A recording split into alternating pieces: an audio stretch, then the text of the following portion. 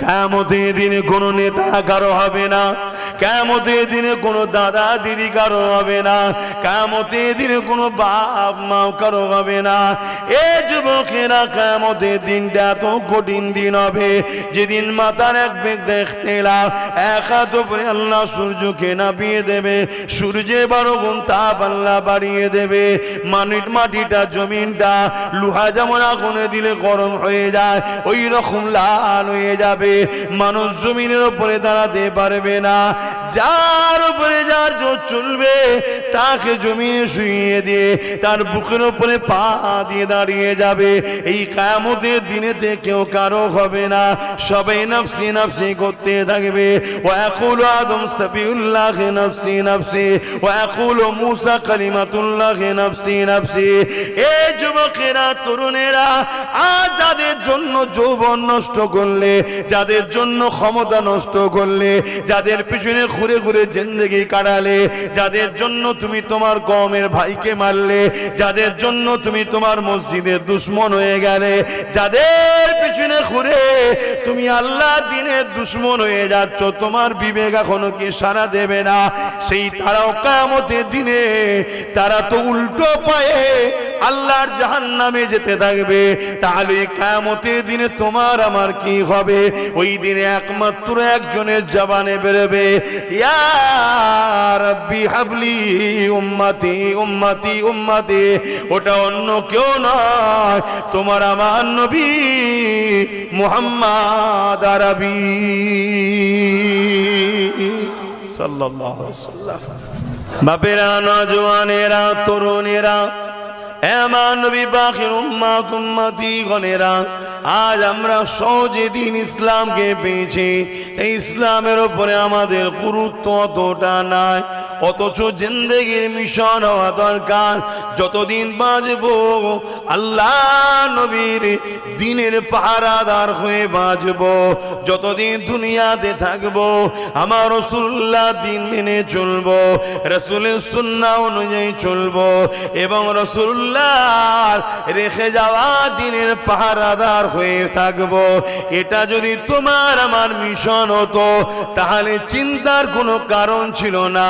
হাসতে হাসতে দুনিয়া থেকে জান চলে যেত আস্তে আস্তে, যেটা তুমি আমি বুঝতে পারতাম না, এবং পরকালেও তোমার আমার কোনো চিন্তা থাকতো না। আল্লাহ পাকের দয়ার বিনিময়ে হাসতে হাসতে আল্লাহ পাকের জান্নাতি হয়ে যাব। মিশন এটাই করো। আজ আমরা এর ঘর বাঁচাবো, ওর ঘর ভাঙবো, ওর ঘর বাঁচাবো, এর ঘর ভাঙবো, এই মিশনে আমরা বেঁচে আছি। আমাদের মিশন একটাই হবে, আমিনা লালের রেখে যাওয়া কষ্টের ইসলামের পাহারাদার হয়ে থাকবো। আমরা যদি লড়তে হয় কখনো আল্লাহ রসুলের জন্য লড়বো। কাউকে যদি ভালোবাসতে হয় আল্লাহ রসুলের জন্য ভালোবাসবো। কারো থেকে যদি মুখ ফিরিয়ে নিতে হয় আল্লাহ রসুলের জন্য লড়বো। এটাই আমাদের মিশন হওয়া দরকার। কেন এই জিন্দেগিটা আল্লাহ দিয়েছে রসুলের গোলামি করার জন্য। কিন্তু আজ আমাদের মিশন কি? আজকে আমাদের জিন্দেগির লাইফটা কি? একটু নিজেকে প্রশ্ন করবেন যে আমি কি করছি। শুধু শুনলে হবে না, নিজেকে একবার প্রশ্ন করবেন। কেন মৃত্যু সবার হবে। এ দুনিয়া শাস্তির জায়গা নয়, এটা পরীক্ষার জায়গা। রেজাল্ট আউট হবে ময়দানে মাশরে। কেউ যদি ডানাতে আমলনামা পায় সে হাসতে হাসতে জান্নাত যাবে। জোরে বলুন সুবহানাল্লাহ। আর কেউ যদি বাহাতে আমলনামা পায় তার লাইফ শেষ, সে কাঁদতে কাঁদতে জাহান্নামে যাবে। দুনিয়াতেও যেদিন রেজাল্ট আউট হয় অনেকে হাসে অনেকে কাঁদে, ফেল যারা হয় কাঁদে, কিন্তু সুযোগ আছে পরের বছর দিবার, কিন্তু ওখানে কোনো সুযোগ দ্বিতীয়বার আর নাই। তরুণেরা, তাই আমি বারবার বলি যেখানেই যাই একটাই কথা বলি, আমার রাসূলুল্লাহকে মুহাব্বত করে, আমার নবী পাককে প্যার করে। যে নবী আমাকে আপনাকে কতটা মুহাব্বত করে, সারা জীবনটা আমার আপনার জন্য কেঁদেছে, আজ রওজা মুবারকে কাঁদছে। সেই নবী পাকের রঙে নিজেকে রঙিন করো, সেই নবী পাকের সুন্নায় নিজেকে সাজায়, সেই নবী পাকের দিনের আরাধন হয়ে যায়। আপনাকে দুনিয়ার লোক দেখলে যেন একটাই কথা বলে, এ মোহাম্মদ রসুলের পাগল, এ মোহাম্মদ রসুলের গোলাম। এ যুবক, এই জিন্দেগিটাই তোমার হবে কামিয়াবি। তুমি যতই বড় সেলিব্রিটির দিবানা হও না কেন, তোমার সেলিব্রিটি কিয়ামতে কাজে লাগবে না। তুমি যত বড় খেলোয়াড়ের দিবানা হও না কেন, তোমার খেলোয়াড় দুনিয়ায় তো তোমার পাশে দাঁড়াই না, আখিরাতে তোমার কোনো কাজে লাগবে না। দুনিয়া জমিনে যতই বড় নেতা মন্ত্রীর পাশে তুমি দাঁড়াও না কেন, দুনিয়া জমিনে সে তোমাকে তো চেনে না, এবং পরকালেও সে তোমার কোনো কাজে লাগবে না। কিন্তু আমার আমিনার লালকে যদি রাস্তায় ফুটপাতে পড়ে থাকা একটা গরিব মানুষ যদি স্মরণ করে, আমার আমিনার লাল রাতে তাকে এসে দিদার দেয়। আরো জোরে বলুন সুবহান আল্লাহু আকবার, ইয়া রাসূলুল্লাহ জিন্দাবাদ, আল্লাহু আকবার। যুবক, আমার নবীকে নেতা বানাও, আমার নবী ছাড়া দ্বিতীয় কেউ নেই। আর যাকে দেখবে তোমার রসুলের রাস্তায় চলছে, তাকে ভাই বানাও, সাথী বানাও, দোস্ত বানাও। কথা বুঝে আসছে? তার সাথে থাকো, তাকে সহযোগিতা করো। আর যে তোমার রসুলের সাথে নেই, সে যেই হোক, যদি এক মুঠো ভাত দেয়, মনে রেখে দিও এর বিনিময়ে তোমার কাছ থেকে অনেক কিছু সে বার করে নিবার জন্যই দিয়েছে। একমাত্র আপন আল্লাহ রসুল ছাড়া কেউ আমাদের নয়, এটা মনে রেখে দিও।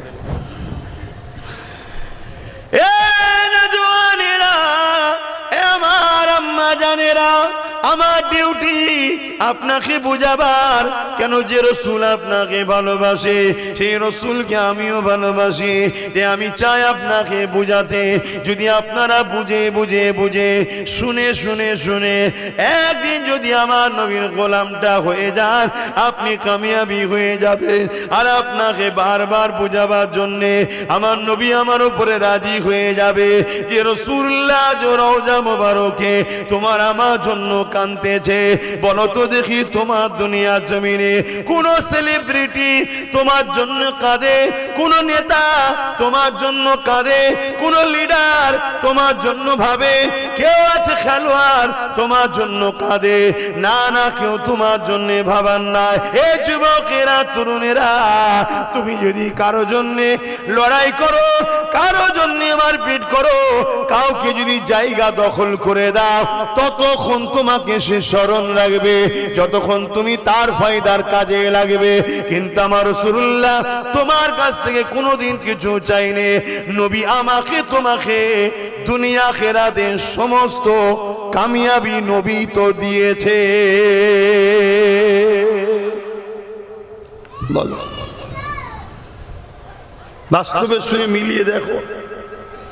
যতক্ষণ তুমি দিতে পারবে, ততক্ষণ তোমাকে ওই পাচ্ছে বলেই মৌখিক একটা না বললে নয়, তাই ভালো আছিস রে, ও ঠিক আছে, ভালো থাকিস।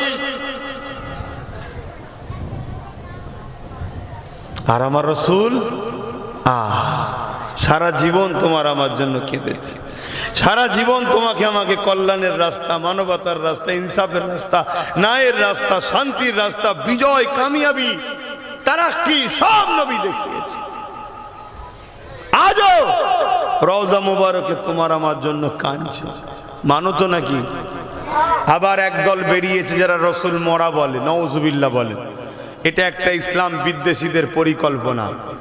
জাগে রসুলকে মরা প্রমাণ করে দাও, তাহলে এই যে কাঁদছে ওই দরদের কথাটা বাস্তব কাজে লাগবে না। শুনছেন তো নাকি? আমার নবীর আহলিয়াদের বিবাহ করা হালাল না হারাম? জোরে বলুন, কেন হারাম? অনেক কটা কারণ আছে। একটা তো কোরআন বলছে উম্মাহাতুল মুমিনিন, মুমিনদের মা। কিন্তু এটা কোন মা? এটা কোন মা? সম্মানের দিক দিয়ে মা। ওস্তাদের স্ত্রীও মা হয়, ওস্তাদের স্ত্রী মা হয় সম্মানের দিক দিয়ে। কথা বুঝে আসছে না? নাই। কিন্তু উস্তাদ মারা গেলে যদি নেকার হয় তাতে বৈধ হবে, নিষেধ নাই। কথা বুঝে আসছে? সম্মানের দিক দিয়ে। কিন্তু রসুল পাক সাল্লাল্লাহু আলাইহি ওয়াসাল্লামের স্ত্রীদের নেকা করা যায়? কেন করা যায় না? যার স্বামী ইন্তেকাল করেনি, যার স্বামী রয়েছে এখনো, বিবাহ যখন কেটে যায়নি, তাহলে সে নারীর সঙ্গে বিবাহ হারাম। আমার রাসূলুল্লাহর আহলিয়াদের সঙ্গে আমার নবীর নেকা এখনো কাটেনি, কেন নবী হায়াতে আছে। জোরে বলুন সুবহানাল্লাহ, আরো জোরে বলুন সুবহানাল্লাহ। সেই নবী আজও তোমার আমার জন্য কাঁদছে। যুবক, তুমি কাকে ফলো করছো? কার অনুসরণ করছো? তুমি তো আমার নবীকে অনুসরণ করবে। কিয়ামতের দিনে কোনো নেতা কারো হবে না, কিয়ামতের দিনে কোনো দাদা দিদি কারো হবে না, কিয়ামতের দিনে কোনো বাপ মা কারো হবে না। এ যুবকেরা, কিয়ামতের দিনটা এত কঠিন দিন হবে, যেদিন মাথার এক বেগ দেখতে লাভ, এক হাত উপরে আল্লাহ সূর্যকে নামিয়ে দেবে, সূর্যে 12 গুণ তাপ আল্লাহ বাড়িয়ে দেবে। মাটিটা জমিনটা লোহা যেমন আগুনে দিলে গরম হয়ে যায়, ওই রকম লাল হয়ে যাবে। মানুষ জমিনের উপরে দাঁড়াতে পারবে না। যার উপরে যার জোর চলবে, তাকে জমিনে শুইয়ে দিয়ে তার বুকের উপরে পা দিয়ে দাঁড়িয়ে যাবে। এই কিয়ামতের দিনেতে কেউ কারো হবে না, সবাই নফসি নফসি করতে থাকবে। ওয়া ইয়াকুলু আদম সাবিউল্লাহ নফসি নফসি, ওয়া ইয়াকুলু মূসা কালিমাতুল্লাহ নফসি নফসি। এই যুবকেরা, তরুণেরা, আজ যাদের জন্য যৌবন নষ্ট করলে, যাদের জন্য ক্ষমতা নষ্ট করলে, যাদের পিছনে ঘুরে ঘুরে জিন্দেগি কাটালে, যাদের জন্য তুমি তোমার কওমের ভাইকে মারলে, যাদের জন্য তুমি তোমার মসজিদের দুশমন হয়ে গেলে, যাদের পিছনে ঘুরে তুমি আল্লাহ দ্বীনের দুশমন হয়ে যাচ্ছ, তোমার বিবেক এখনো কি সাড়া দেবে না? সেই তারাও কিয়ামতের দিনে তারা তো উল্টো পায়ে আল্লাহর জাহান্নামে যেতে থাকবে। তাহলে কিয়ামতের দিনে তোমার আমার কি হবে? ওই দিনে একমাত্র একজনের জবানে বেরোবে, ইয়া রাব্বি হাবলি উম্মতি উম্মতি উম্মতি। ওটা অন্য কেউ নয়, তোমার আমার নবী মুহাম্মদ আরবি সাল্লাল্লাহু আলাইহি ওয়াসাল্লাম। সেই নবীর জন্য কি করেছো বলো? আমি প্রত্যেকটা যুবককে জিজ্ঞেস করছি, বলো। কারো 30, কারো 40, কারো 50 বছর বয়স হয়ে গেছে, আমার নবীর জন্য কি করেছো বলো? কবার নবীর জন্য মারপিট করেছো? কবার নবীর জন্য কেঁদেছো? কবার নবীর জন্য কারোর সঙ্গে ঝগড়া করেছো? কাউকে ছেড়ে দিয়েছে, তুই আমার নবীর নামই তোর সাথে নয়, বলো। কিন্তু এই যুব সমাজ দুনিয়ার বেঈমান কাফের চরিত্রহীন নেতাগুলোর জন্য অপর মুসলমানের সঙ্গে কথা বন্ধ করে দিয়েছে, অপর মুসলমানের ঘর ভাঙছে, অপর মুসলমানকে কেস দিচ্ছে। কথা কি ভুল বলছি? হাতটাকে এই বেঈমান কাফের জাহান্নামের কুকুরগুলোর জন্য নবী বংশের বাচ্চাদের ঘরেও মুসলমানরা গাল দিচ্ছে। কেন? ওদের ওই চোর দুর্নীতিবাদ নেতাদের বিরুদ্ধে বলি, তাই আমার বিরুদ্ধে মুসলমান কথা বলে। আছে না? না, আমি জানতে চাইছি এই মুসলমানগুলোর কাছে, বলো তোমার রাসূলুল্লাহর জন্য তুমি কি করেছো? তোমার শাহিনশাহ, তোমার বাদশাহ, শোনো, তুমি যদি এইটা বিশ্বাস না করো, তুমি তো মুসলমানই নয়, তুমি মুসলিম থেকে বেরিয়ে কাফের হয়ে গেছো। তামাম কায়নাতে যে যা খায়, ওই খাবার মালিক হলেন আল্লাহ, কিন্তু ডাইরেক্ট আল্লাহ আপনার কাছে পাঠায় না, ওটা মদিনায় আসে, মদিনা থেকে রসুল বন্টন করে। জোরে বলুন সুবহানাল্লাহ। কথা মাথায় ঢুকছে? তুমি যেটা খেলে দুপুর বেলায়, অবশ্যই রিজিকের মালিক আল্লাহ, কিন্তু এসেছে মদিনাওয়ালার দরবার থেকে। তুমি সেই রসুলের জন্য কি করেছো বলো? চোখের সামনে দেখছো কেউ তোমাকে কিছু দিচ্ছে, 1 কেজি আলু, 1 কেজি তেল, তুমি মনে করছো আমার আপন। ওটা তোমার নসিবে ছিল তাই, আর তোমার নসিবটা তুমি তো নিজে ফাটিয়েছো। 1 কেজি তেলে তোমার নসিব গেল কেন? তোমার তো নসিব হওয়া দরকার ছিল তুমি 1000 লোককে তেল আলু পেঁয়াজ দান করবে। তোমার তো এইটা নসিব হওয়া দরকার ছিল। তোমার নসিবটা আজকে এই জায়গায় গেল কি করে? বলো বলো বলো, শুধু নসিবের দোষ দিলে হয় না। আল্লাহ ইচ্ছা শক্তি আমাদের হাতে ছেড়েছে, বাকি সবটা আল্লাহর কুদরতি হাতে রেখেছে। শুধু একটা শক্তি আল্লাহ আমাদের হাতে ছেড়ে দিয়েছে, ইচ্ছা শক্তি। চোর হতে চাও, ডাকাতি হতে চাও, আল্লাহর ওলি হতে চাও, আলেম হতে চাও, হাফেজ হতে চাও, নামাজি হতে চাও, বেনামাজি হতে চাও, সুদখোর হতে চাও, এই যে ইচ্ছা, তুমি ইচ্ছা করো যেটা হবে, আর সেই হওয়ার সহযোগী ক্ষমতাটা যোগাবে মালিক। কিন্তু তোমার উপরে নির্ভর তুমি কি হতে চাও। না হয় তো সবাই দোষ দেবে আল্লাহকে। শুনছেন তো নাকি? এই ইচ্ছা শক্তিটা আল্লাহ আমাকে দিয়েছে, আপনাকে ইচ্ছা শক্তি আল্লাহ ছেড়ে দিয়েছে।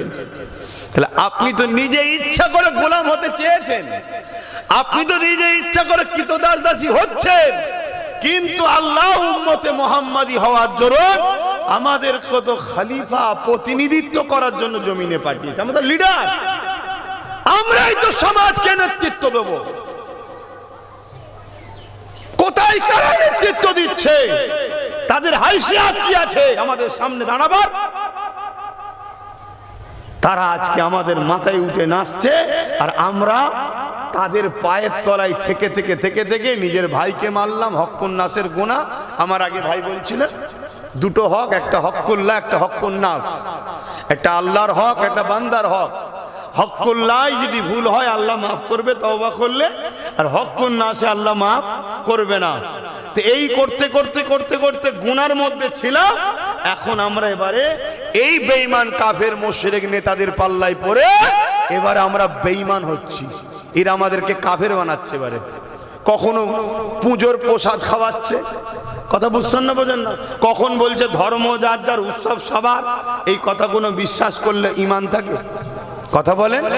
তাহলে এই বেঈমান কাফের নেতাগুলো কি করতে চাইছে? এরা আমার ধর্মকে মিটাতে চাইছে, হ্যাঁ কি না? তাহলে এরা এদের জায়গা ছেড়ে দিয়ে, এদের উচিত মানুষের রুজি রুটি, চাকরি, কারবার, ব্যবসা বাণিজ্য কিভাবে হবে সেইলে ভাবা দরকার। সেই সব কাজ ছেড়ে দিয়ে আজকে এরা করছে কি বলুন? এরা করছে কি? এদের টার্গেট মুসলিম উম্মাকে এবারে কাফের বানাও। এতদিন মদ খাইয়েছে, এতদিন হারাম খাইয়েছে, এতদিন ভিক্ষা দিয়ে মদের পয়সা দিয়েছে, বাড়ি বাড়ি মায়েদের ঘরে দিয়েছে, মদ বিক্রি করার টাকা আমার মায়েদের হাতে তুলে দিচ্ছে। সেই টাকাই মা নিজের বাচ্চাকে খাওয়াচ্ছে। ওই বাচ্চা বড় হলে মাকে মেরে বার করবে না তো কি মায়ের পায়ে ধরে চুমু খাবে? তখন তুমি যে বলবে হুজুর তাবিজ দাও, আমার ছেলে বিগড়ে গেছে, এই তাবিজ আর হবে? ও তো কোরআন ঝুলিয়ে দিল, আর হবে না কেন? তো গোড়া খারাপ হয়ে গেছে। কষ্ট হচ্ছে নাকি? আমাদের ছেলেরা কোথায় থাকে, কোথায় যায়, কোন মজলিসে বসে? আব্বাজান, এবার আব্বাজানরা একটু শোনেন, আব্বাজানরা শোনেন। কিয়ামতের দিন আল্লাহ বান্দাকে তুলবে, হিসাব দাও। দেখা যাচ্ছে নামাজ, রোজা, দাড়ি, টুপি, শরিয়াতের সব পাবন্দি, সব ঠিক, পাস করে গেছে। আল্লাহ জান্নাত যায়, আল্লাহ বলবেন না, তোমার ছেলের হিসাবটা দাও। শুনছেন বাপেরা? ছেলের হিসাবটা দাও। আল্লাহ ওটা আমার ছেলেকে জিজ্ঞেস করেন না, তুমি তো গার্জেন। আল্লাহ ছেলে কথা শোনে নে, সম্পর্ক রেখেছিলে কেন? বেটা যদি বাপের কথা না শোনে, বাপের উচিত ওই ছেলেকে ত্যায্য পুত্র করতে দরকার। তুই আমার বেটা হয়ে আমার কথা শুনবি নি মানে? কথা শুনছেন না শোনেন? আমার কথা বুঝছেন তো নাকি? হ্যাঁ, তুই বাপ নয়, আমি বাপ। আমার শরীরের টুকরো তুই, তোর কথা আমি শুনবো না, আমার কথা তোকে শুনতে হবে। তবে হ্যাঁ, ইসলাম বিরোধী কোনো কথা বললে ও কথা বাপ বললো মানা ইসলামে হারাম, চলবে না। ইসলামের দায়রার মধ্যে থেকে বাপ যদি ছেলেকে বলে এই খবরদার গায়ের ইসলামের ধর্মীয় অনুষ্ঠানে যাবে না, পুজোয় যাবে না, মেলাতে যাবে না, যাত্রায় যাবে, ওটা তাদের। ওর বিরুদ্ধে বা পক্ষে কোনো আলোচনা আমাদের নাই, কিন্তু ওটা তাদের, তাদের উৎসব তারা করুক। যেখানে শিরক হয় সেখানে যেতে ইসলাম হ্যাঁ বলেছে না, না বলেছে? আরে এটা কে বেজার হচ্ছে? তুমি ভাবছো আল্লাহর কথা ভাবছো না? যেমন আল্লাহ পছন্দ করে, তুমি হক কথা বলতে পারছো না কেন? এই মেলা হচ্ছে যাবি না, এই ফজর বেলা উঠে নামাজ পড়বি, এই শরাব খাবি না, এইসব কথা বাপকে তো বলতে হবে, ছেলেকে দায়িত্ব তো। বাপ বলেন, ছোটবেলা থেকে বলেন কিয়ামতের দিন কি হবে শোনো। বাপের কে জিজ্ঞেস কর ছেলের কথা, ছেলে ধরা পড়ে গেছে, ছেলের জায়গায় ফেঁসে গেছে। ছেলে বলবে আল্লাহ আমি যখন পাপ করতাম আমার বাপ যদি আমায় রুখতো তাহলে আজকে আমি জাহান্নামে যেতাম, তাহলে আমি জাহান্নামে যাওয়ার পিছনে আমার বাপের অবদান আছে, অর্থাৎ আমার বাপকেও আমার সাথে দেন। আল্লাহ রসুল বলছে বাপ বেটা একসাথে জাহান্নামে যাবে। কথা শুনছেন আমার বাপ জানেরা? আশা করছে আমাদের বাচ্চারা জাহান্নামে যাবে না ইনশাল্লাহ, কিন্তু বর্তমান যে টার্গেট আসছে ওই টার্গেটে আমার বাচ্চা যদি ফিরে এক্ষুনি না আসে, এতদিন ছিল গুনাহগার, গুনার মাপের রাস্তা আছে ইনশাল্লাহ। আমাদের বাচ্চারা, আমাদের যুবকরা, আমরা ইতিহাসে দেখেছি আজকে যারা দাঁড়িয়ে রেখে মাথায় টুপি দিয়ে আল্লাহওয়ালা হয়ে বসে আছি, একটা সময় আমাদেরও জীবনে ভুল হয়েছে। তাহলে পরিবর্তন হয়েছে না হয়নি? এ ভালো খুন আছে, পরিবর্তন হবে, আমার যুবকরা সব পরিবর্তন হয়ে যাবে ইনশাল্লাহ। কিন্তু এই খুনগুলোকে তো এইবারে অন্য জায়গায় নিয়ে যাচ্ছে, হারাম খাওয়াচ্ছে, হারাম খাওয়াতে খাওয়াতে শিরকের খাদ্য খাওয়াচ্ছে। এই শুনছেন তো? এবার তো অন্যদিকে চলে যাচ্ছে। এই জায়গা থেকে তো ফিরে আনতে হবে। তো এই আনার দায়িত্ব শুধু আব্বাস সিদ্দিকীর নয়, গার্জেন আপনাদেরকে মজবুত হতে হবে। এই তোর বাপ হিসেবে বলছি, নবী বংশের আওলাদদের সঙ্গে থাকবি, অন্য কারো সঙ্গে নয়। যদি শুনিস আমার কাছে থাকবি, আর নাই তোকে তেজ্য পুত্র করে বার করে দেবো। কথা শুনছেন না শোনেন নি? পারবেন না? বলছে আব্বা বললে আমাকেই বার করে দেবে। তাহলে চিন্তা করুন কি সমাজ আমরা তৈরি করলাম। বাপ হলো জান্নাতের দরজা, আজকে ছেলেকে কি মানুষ করলাম, বা আমার ভাইগুলো কিরকম তৈরি হচ্ছে যে তার জান্নাতের দরজাটাই বন্ধ করে দিয়েছে। বাপ ভয় করছে ছেলেকে, শুনছেন তো? বাপ ভয় করছে ছেলেকে, মা ভয় করছে ছেলেকে, ওকে বললে ও যদি কিছু বলে, হায় আমার আম্মা, আপনি ভয় করছেন আপনার বাচ্চাকে, আপনার জিন্দেগিটাই কি, আর আপনার ছেলেটা তাহলে জান্নাত যাবে কি করে? জান্নাত তো আপনার পায়ের তলাতে।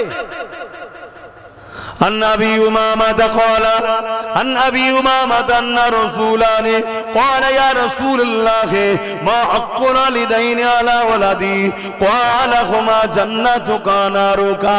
এ বাবারা শুনে রেখে দাও, হযরত আবু উমামা থেকে রায়াত রয়েছে, আল্লাহ নবী জানিয়ে দিলে একটা ব্যক্তি এসে রাসূলুল্লাহকে বলতে লাগলেন, ইয়া রাসূলুল্লাহ হাবিবাল্লাহ, মা বাপের উপরে ছেড়ে দেন হক কি? আল্লাহ নবী বললেন হুমা জান্নাতুকা নারুকা, মা বাপ যদি ছেলের উপরে বেজার হয়ে যায় ওই ছেলে জাহান্নামে যাবে, পৃথিবীর সব মনি সাহেবদেরও জান্নাতে নিয়ে যেতে পারবে না। আর মা বাপ যদি ছেলের উপরে রাজি হয়ে যায় ওই ছেলে আল্লাহ আর জান্নাতে যাবে।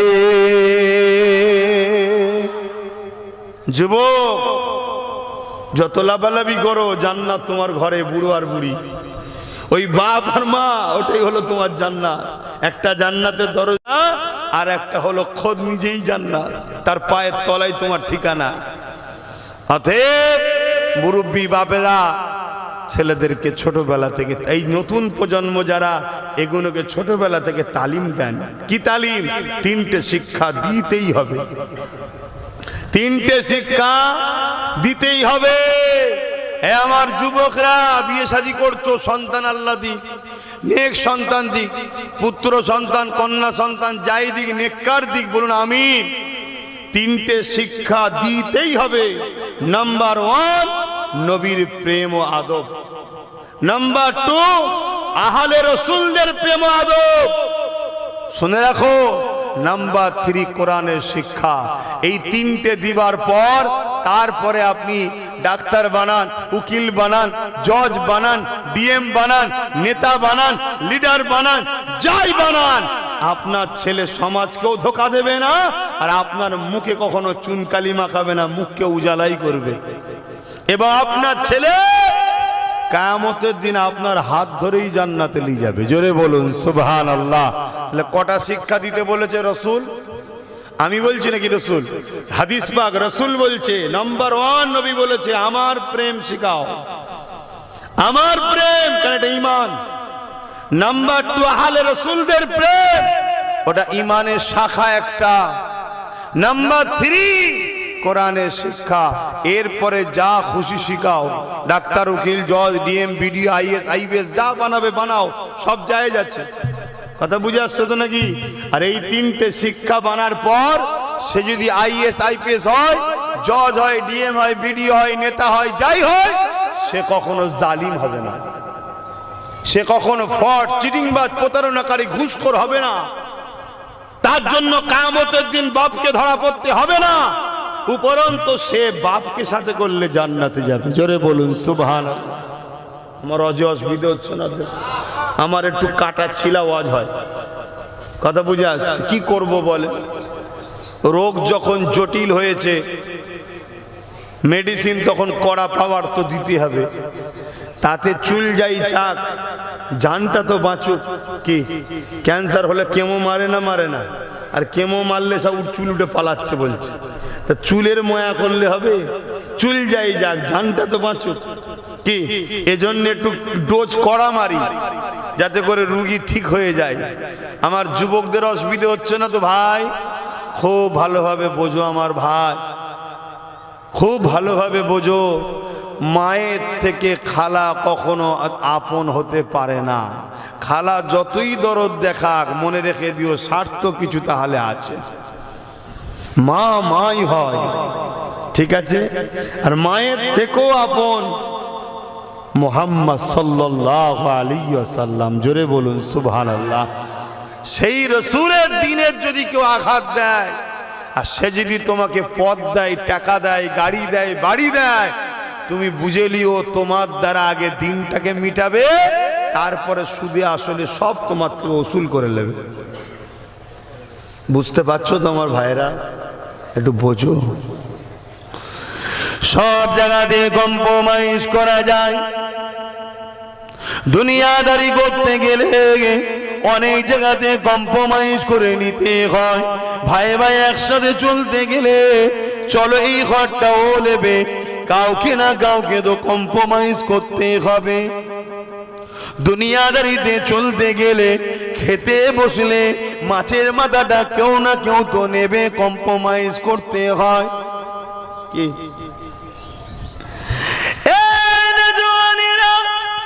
সব জায়গাতে কম্প্রোমাইজ করা যায়।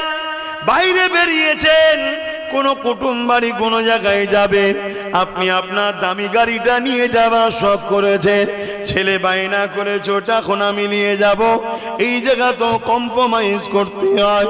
সব জায়গাতে করা যায়, কিন্তু মনে রেখে দিও আল্লাহ রসুলের ব্যাপার এসে গেলে ওই জায়গার কোনো কম্প্রোমাইজ নয়। ওই জায়গাতে সামনে কে দাঁড়িয়ে আছে, তার কত বড় পাওয়ার রয়েছে, তার কত বড় ক্ষমতা রয়েছে, সে কে ব্যক্তি, ও সব কিছু আর দেখার বিষয় না। তার বিরুদ্ধে তোমাকে সংগ্রাম করতে হবে। ক্ষমতা থাকলে হাত দিয়ে লড়তে হবে, হাতে যদি ক্ষমতা না থাকে মুখ দিয়ে তার বিরুদ্ধে প্রতিবাদ করতে হবে। মুখে যদি ক্ষমতা না থাকে অন্তর থেকে ঘৃণা করে তার থেকে দূরে সরে যেতে হবে। হতে পারে তুই তোমার বিজনেস পার্টনার হতে পারে, কোটি কোটি টাকার কারবার চলছিল তার সাথে, কিন্তু একটা দিন সে তোমার দিনের উপরে কোনো আঘাত দিয়েছে, সে তোমার কোরআনের উপরে কোনো আঘাত দিয়েছে। এই কোটি কোটি টাকা কারবার ব্যবসা তার সঙ্গে সিপারিট করে নিতে হবে। ভাই তোর সঙ্গে আর আমার চলা সম্ভব না, কেননা এতদিন তোর সাথে চলেছি, সব কিছুই ঠিক আছে। কখনো তুই 2 লাখ বেশি নিয়েছিস, কম্প্রোমাইজ করে নিয়েছি, কখনো হিসাবে গন্ডগোল করে দিয়েছি, তারপরও বিহার স্বার্থে একতা হয়ে থাকতে গেলে সব মেনে নিয়েছি, কিন্তু আর কম্প্রোমাইজ করা যাবে না। কেননা তুই এমন একটা জায়গায় আঘাত দিয়েছি, এই জায়গায় কম্প্রোমাইজ করলে ঈমান থাকে না। মরণ আমার কালকেই হয়ে যাবে। আমার কারবার ব্যবসা বাণিজ্য টাকা পয়সা কিয়ামতে কোনো কাজে লাগবে না।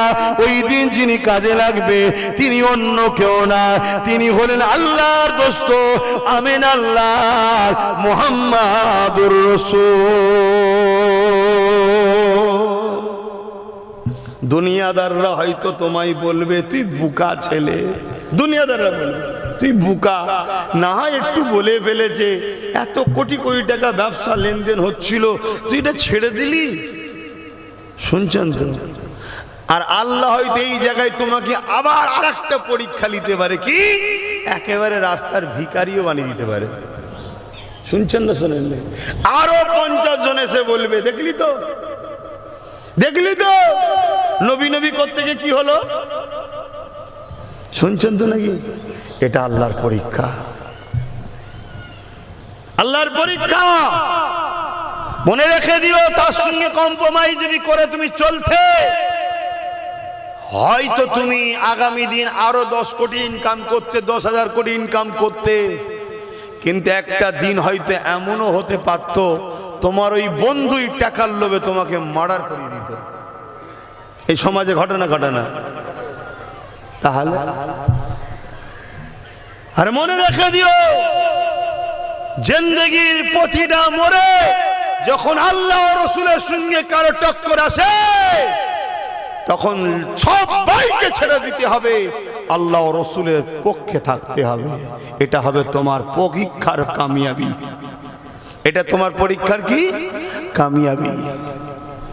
কখনো দেখা যাচ্ছে তোমাকে মন্ত্রীর পদ দিয়েছে, তোমাকে এমএলএমপির পদ দিয়েছে, বা তোমাকে টোপ দিয়েছে, সামনে বারে তোকে মন্ত্রী বানাবো বা বড় আরো পদ দেবো, কিন্তু এমন একটা সময় দেখা যায় তোমার দলের নেতা নেত্রীর সঙ্গে এমন কেউ হয়তো আল্লাহর বিরুদ্ধে কথা বলেছে, নবীর বিরুদ্ধে কথা বলে দিয়েছে। এই জায়গাতে তোমাকে আর কম্প্রোমাইজ করলে হবে না, তাকে ছেড়ে তোমাকে চলে যেতে হবে। হ্যাঁ, এতদিন কম্প্রোমাইজ করেছি, চাকরি দিসনি চল মেনে নিয়েছি, কারবার দিসনি চল মেনে নিয়েছি, আমার জমিটা অন্যজনকে দিয়ে দিয়েছি মেনে নিয়েছি, আমার জায়গা অন্যজনকে দিয়ে দিয়েছি তাও মেনে নিয়েছি, আমাদেরকে মিথ্যা কেস দিয়েছি তাও মেনে নিয়েছি। কিন্তু যখনই আল্লাহ দ্বীনের মামলা আসবে, নবীর মামলা আসবে, কোরআনের মামলা আসবে, আল্লাহ রাসূলের মামলা আসবে, ওই জায়গায় আর কম্প্রোমাইজ করা যাবে না। যদি কেউ কম্প্রোমাইজ করে চলে, সঙ্গে সঙ্গে সে ইসলাম থেকে বেরিয়ে যাবে, তার ঈমান থাকবে না। মনে রেখে দিও, সে হয়তো দুনিয়ায় 1 বছর, 10 বছর, 20 বছর হয়তো সম্মানের পদ পেয়ে গেল, কিছুদিন আনন্দ করে নিল, কিন্তু এই ব্যক্তি যখন মারা যাবে, দুনিয়ার মানুষ বুঝে না, জানাজা হয়তো পড়ে দেবে, কিন্তু তাকে কবরে যখন দেবে, ওই কবরে 99টা সাপ দেওয়া হবে, 2টো করে তার মুখ হবে, ওই কবরের জমিনে তার জন্য জাহান্নামের গর্ত করে দেওয়া হবে। কেননা সে আল্লাহ ও নবী থেকে দুনিয়ার কাউকে বেশি প্রাধান্য দিয়েছে, এই জন্য তার পরীক্ষায় সে ফেল হয়ে গেছে। এই যুবকেরা, তরুণেরা, বাবেরা তাই বলে দিয়ে যায়, আল্লাহ আমাকে ঈমান হিফাজত করে, আপনাদেরও হিফাজত করে। মনে রাখবেন, সব জায়গায় কম্প্রোমাইজ করা যায়। আল্লাহ রাসূলের বিরুদ্ধে যখন কোনো জিনিস হবে, ওই জায়গায় তোমার পরীক্ষা শুরু হলো, তোমাকে সব ছেড়ে দিয়ে এমনকি নিজের জানও যদি চলে যাবার সম্ভাবনা থাকে, জানটা দিয়ে হলো আল্লাহ ও নবীর পক্ষে দাঁড়াতে হবে।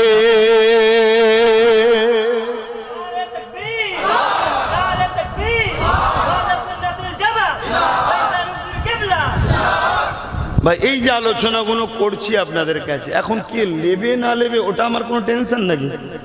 বলুন, ওটা আমার তো বিষয় নয়, আমার বিষয় দিও আপনাকে, আমি তো দিয়েছি।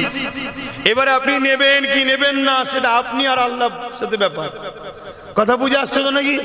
কিন্তু মনে রেখে দিও, এই জমিনে এমনও শোনা গেছে ভ্যান চালিয়ে খায়। কি চালিয়ে খায়? ভ্যান। লটারি কেটেছে। লটারি বোঝেন তো? হ্যাঁ, কাটা ইসলামে হালাল না হারাম? দেখে দেখে মুসলিম এলাকায় দেখবেন লটারির দোকান দেওয়া হচ্ছে। কেন?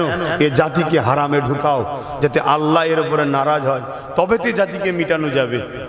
এ আমার জাতি, শুধরে যাও, শুধরে যাও, কঠিন ভয়ানক দিন আসছে। তো সেই জায়গায় দেখা যাবে এক ব্যক্তি, এরা পেপারেও বেরিয়েছিল, লটারি কেটেছে, ফোন এসেছে, তোমার 1 কোটি টাকা লেগেছে। কি লেগেছে? 1 কোটি টাকা। ঘরে গেছে, 1 কোটি টাকা, শুধু ভাবছে 1 কোটি। আনন্দ 1 কোটি করতে করতে করতে করতে মারা গেছে। শুনছেন তো নাকি? মরে গেছে। টাকাটাও ভোগ করতে পারলো, এক তো লটারি কেটেছে হারাম, টাকাও পেল না। খুব ভালো ধরে বোঝো, ধৈর্য ধরো, সবর করো, তকদিরের উপরে ভরসা করো, আল্লাহ নাফরমানি করো না। আল্লাহ দিনকে যারা মিটাতে চাইছে তাদের সঙ্গে দল করো না। কথা বুঝে আসছে না? না, এটা মাথায় রেখো। আল্লাহ আমাদেরকে হেদায়েত করেন, বুঝার তৌফিক দেন। বলুন আল্লাহুম্মা আমিন। কেন মৃত্যু কার কখন আসবে কেউ জানে না। এই সমাজে কত দাদু বেঁচে আছে, তার নাতি পুতা ইন্তেকাল হয়ে যাচ্ছে, আছে না? না, তাহলে বলো কি গ্যারান্টি আছে আব্বাস সিদ্দিকী কালকে থাকবে? বলো কি গ্যারান্টি আছে? তাই ভাইয়ের মতো আপনাদেরকে মনে করি, যুবক ভাইয়ের মতো মনে করি। তাই তোমার নবীর খানদানের সন্তান হয়ে বলি, বাঁচতে যদি চাও আল্লাহ রসুলের দিকে ফিরে আসো, নবীকে মডেল বানাও, নবীকে লিডার বানো, নবীকে রসুল বলে মানো। নবী যে রাস্তা দেখিয়েছে সে রাস্তায় চলো। রসুলেরই একটা হাদিস, এ আমার মাননেওয়ালারা, তোমরা কুরাইশ বংশের বাচ্চার নেতৃত্ব মানবে। জোরে বলুন সুবহানাল্লাহ।